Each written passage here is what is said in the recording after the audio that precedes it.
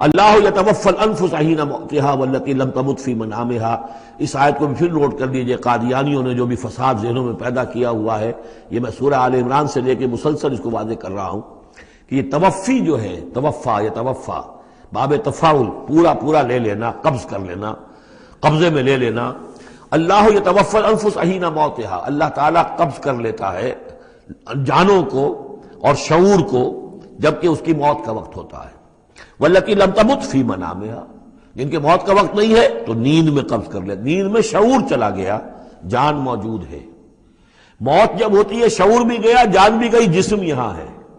اور حضرت مسیح کو لیا گیا، شعور بھی، جان بھی، جسم بھی. تو گویا کہ توفی جو ہے بتمام و کمال جو ہوئی ہے وہ حضرت مسیح کی ہوئی ہے علیہ الصلوۃ والسلام. باقی یہ گویا کہ استعارۃ ہے توفی. نیند میں بھی ہمارا شعور چلا گیا، اور اصل شے تو شعور ہی ہے انسان کے. اگر شعور ہی نہیں ہے تو پھر کیا ہے اس کے اندر؟ وہ اللہ نے اس وقت اس سے لے لیا ہے، چھین لیا ہے، اللہ تعالیٰ نے سلب کر لیا، قبض کر لیا ہے. تو گویا کہ یہ لفظ جو اطلاق ہو رہا ہے اس کا نیند پر بھی ہو رہا ہے. فَيُمْسِكُ الَّتِي قَضَىٰ عَلَيْهَا الْمَوْتَ، تو جس کی موت کا اللہ فیصلہ کر چکا ہے اس کو اپنے پاس روکے رکھتا ہے. وَيُرْسِلُ الْأُخْرَىٰ إِلَىٰ أَجَلٍ مُّسَمًّىٰ، جس کے لیے صرف نیند کا فیصلہ تھا واپس بھیج دیتا ہے. جب وہ جاگتا ہے تو اس کا شعور واپس آ جاتا ہے، اور ایک وقت معین تک کے لیے اس کا یہ سلسلہ جاری رہتا ہے.